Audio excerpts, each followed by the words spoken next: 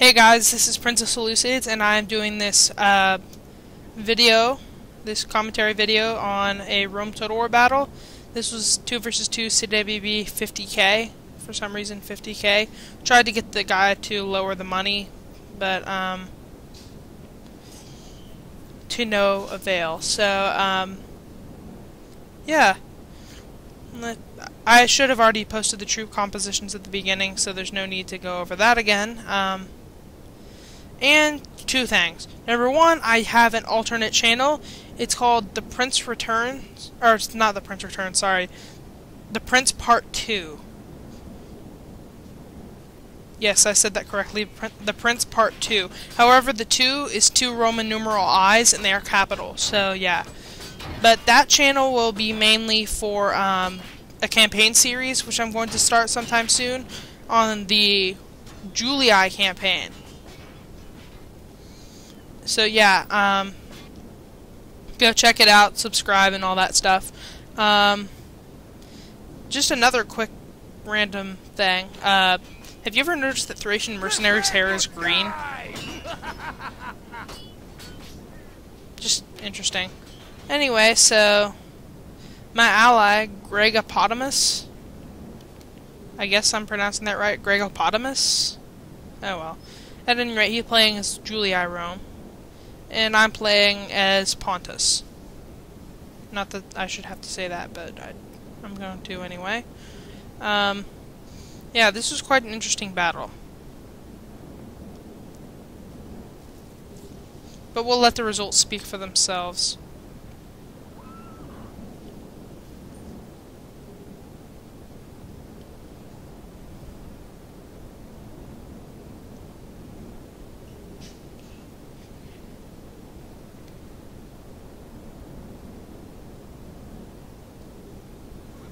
So yeah, here the battle begins. Fraugulus Julius begins to move his Seleucid army towards Gregopotamus, while Ratters 555, who was the host in this battle, he was pretty obviously new because we had to explain CWB to him. So he actually did bring a CWB compatible army though. So I start moving my chariot archers as a tactic to blind him for my true purpose of attacking him with these scythe chariots, which knocks out a ton of his cav. Although I do charge his Macedonian cav instead of his companions, which is kind of a mistake, but yeah, Macedonian cav almost as good, but yeah, their attack and defense are almost as good as the companions, but companions have like a 3-point charge bonus on higher than the Macedonian cav. So here I am tearing up the Macedonian cav to bits, then proceeding to chew up and spit out several units of companions. Here, Fraugulus Julius for some reason sent some of his chariots against me and against my archers, but luckily they just sort of run into my pikes and die. And then they just rout. And I didn't actually lose very many archers. 9 in this unit, and yeah, 9? No, 10, I guess now. 10 in this unit, and 2 in that one. So I only lost 12 men in that entire escapade with these chariots. And they, in turn, lost a unit of chariots, so I guess it wasn't all that effective. So here, my chariots have been destroyed. You can see the absolute carnage and the devastation on his cav here, Ratter's cav. And here's the Seleucid chariots running amok behind Ratter's lines, and they actually did cut a hole right there through his phalanx pikemen, and he did lose a few. But now he's going to begin attempting to surround my infantry here. Meanwhile, at the beginning of the battle, I told Gregopotamus to come towards me, but he waited until the battle began, and now he's paying for it as he's getting flank attacked by Fraugulus Julius. Bad time to move, if you ask me. I told him to just stay where he was at that point, but he still wouldn't listen, so whatever. He does end up sending a couple units to just stand over here and watch. For some reason, I don't understand why.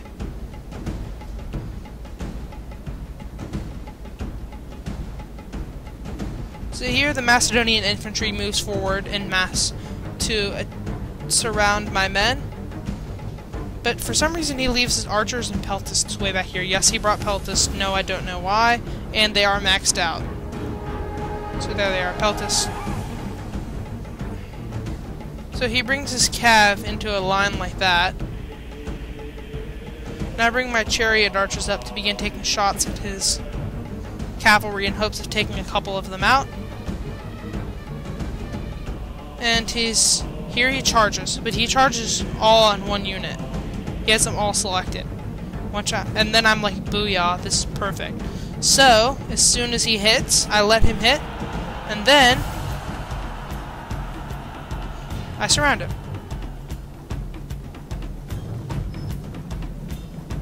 That one unit that he hit took a lot of damage, but it was worth it because I did, even though I lost a unit of chariots, which ended up coming back, it was worth it because I got to rear charge him with lancers, cataphract lancers. So let's take a quick look at this sweet action here. He's surrounded, and it's basically heavy lancers versus really heavy lancers. Cataphracts companions are in fact lancers.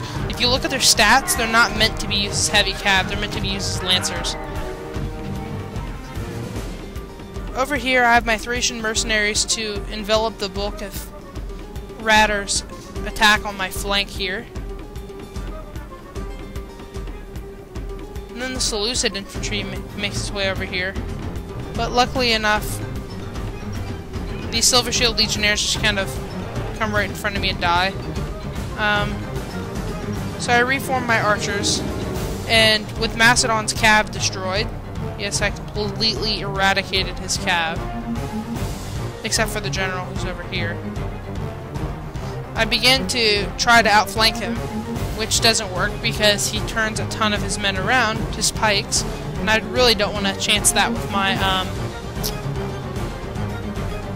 my calves, so I just kind of move off to a safe distance. Meanwhile, he begins to move up his infantry line, and for some reason Ferragulus Julius also attacks, but I get support over here from Gregopotamus, so it wasn't a complete waste for him to move over, I guess. I did get a little bit of infantry support in this tussle with Radars. Here, my Thracian Mercenaries are just getting eaten alive by these royal pikemen, but they have managed to get on the side of them and are proceeding to hack through their lines. Their defense is terrible, but they did manage to hold these guys off for a while, for which I am truly grateful. RIP, Thracian Mercenaries, and I hope the gods give you a great place in whatever afterlife you inhabit. That's all I can say.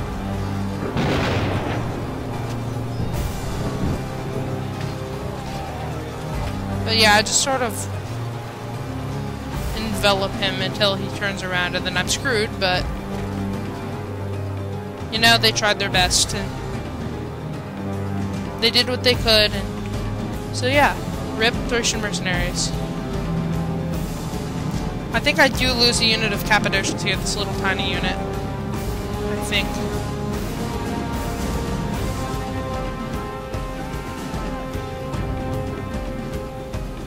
But here I begin to move up against Radars.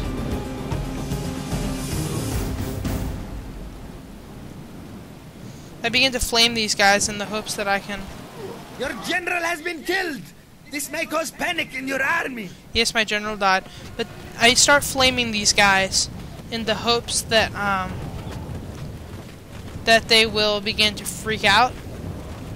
You know, like rout, I guess. Over here, my general's unit is still holding strong against wave after wave of Seleucid infantry that's just pouring in here. Ferragulus Julius is just pouring his infantry in and is losing them at an alarming rate.